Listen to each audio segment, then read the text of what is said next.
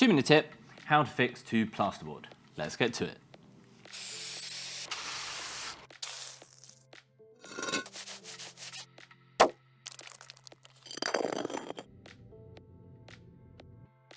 So there are quite a few plasterboard fixings that you can get, but the only two that I rate are these spiral ones that you get here, which are good for general purpose fixing. And you've got these here, which as you screw them in, you pull on a tool and they spread out on the back of the plasterboard. So these are for heavy loads and these are for general fixing. And when I say general fixing, I mean a good job general fixing. If you just want to screw something into a wall, you can probably use one of those tiny rubbish little wall plug plastic things.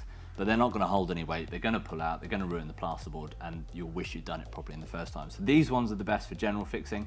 You can buy a box of them, they come with the screws as well. And if you want to fix anything like a TV to a wall, some shelves, these are the better ones to be using. So I've got 3 markings here, and I've done 3 because there's a right way and a wrong way to do these, and I discovered that after a while. Whereas these, there's only really one way you can do it. So I'll start with this. Now it's got little teeth on the bottom, so you might think that you can just get your impact driver and screw it in like this. But if you can see, it's digging at the plasterboard. So we'll put this in. That went better than I thought, but if you think about the way this fixes in, the plasterboard is where the strength, the plasterboard is the weakest part of the joint because this little metal plug is quite strong.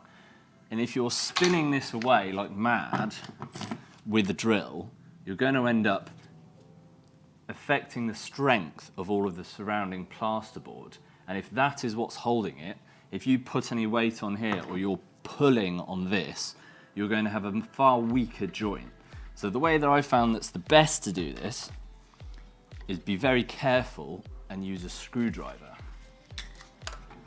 Pilot hole it to start with. If you make sure that the diameter of this is the same size as the spikes that are supposed to be self-drilling on here, and you drill a very gentle,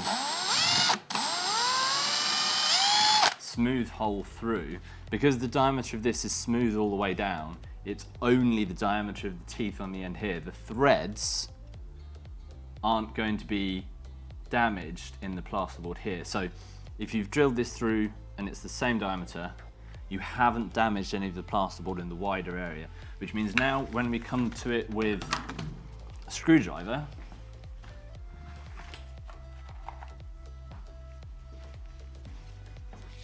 see the diameter, that sort of straight section there fits nicely in there.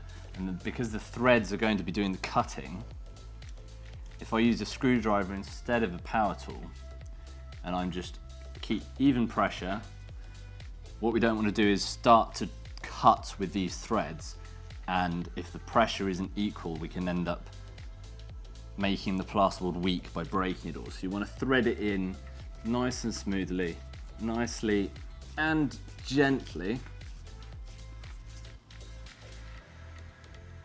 Don't over tighten it. If you over tighten it, you're going to end up breaking the plasterboard. And as I've said so many times now, the most important thing is that the plasterboard stays nice and strong.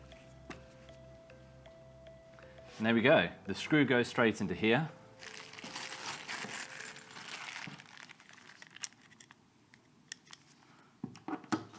Like so.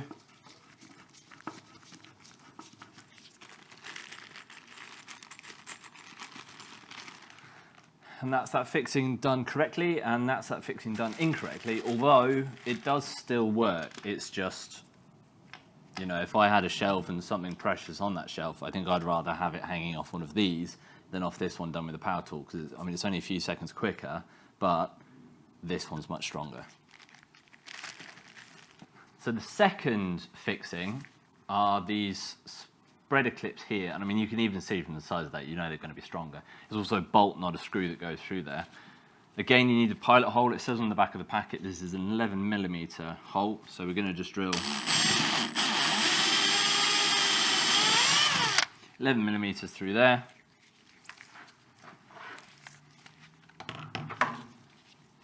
As I said, you need this special tool.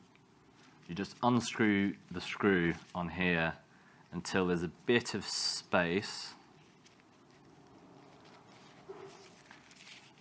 Pop this in the special tool, and what this is going to do is pull the thread and the bolt through, therefore spreading the back plate. So we'll pop that in. There's also some teeth on the front here, which is going to grab into the plasterboard and just keep it from spinning. Push that through like that, and then you pump the tool like this, which is spreading the plasterboard fixing on the back here.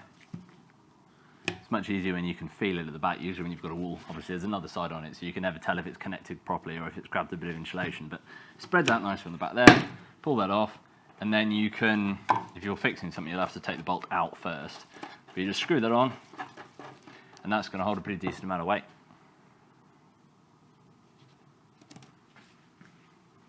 If this is the kind of content you like, subscribe, and we'll see you in the next one.